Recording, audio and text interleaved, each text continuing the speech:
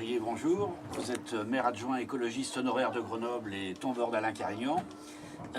Première question dans cette campagne présidentielle, Daniel Cohn-Bendit a-t-il eu raison de regretter de ne pas s'être présenté aux primaires socialistes hier? Oh, vous savez, Daniel Cohn-Bendit, c'est un troublion. C'est quelqu'un qui joue très perso. D'ailleurs, j'ai joué au foot avec lui. Il se mettait devant les buts, il attendait d'avoir la balle. Pour autant, est-ce que la campagne d'Eva Joly n'a pas du mal à décoller? La campagne, elle démarre.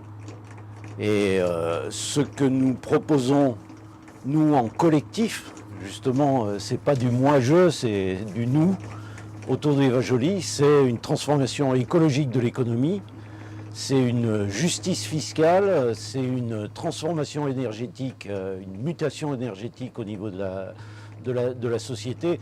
Donc ce sont des choses qui sont pas si simples à mettre en place et les gens, ils attendent que ça change vraiment. Alors comment allez-vous faire cet effort de pédagogie dans la mesure où on a déjà un peu l'impression qu'on est dans un match Sarkozy-Hollande?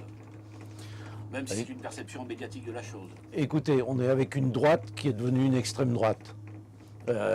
En plus, on a un candidat de droite qui a choisi comme conseiller de sa campagne électorale celui qui a mis en place un système de corruption généralisée dans notre cuvette grenobloise. Donc on est dans une situation où les choses n'ont jamais été aussi difficiles pour une majorité de la population. Et on a une soi-disant gauche qui tire à droite.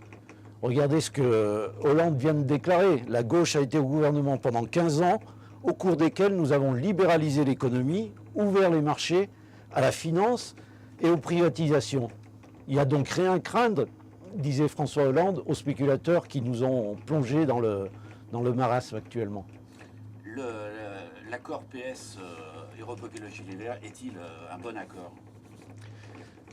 C'est un accord contraint parce que nous sommes obligés, dans un système de représentation très difficile et antidémocratique au niveau du Parlement, avec le scrutin uninominal à 2 tours, de passer un accord pour avoir des représentants dans le Parlement. Et nous sommes pour une démocratie délibérative, c'est-à-dire pour que les assemblées délibèrent. Donc il nous faut des représentants.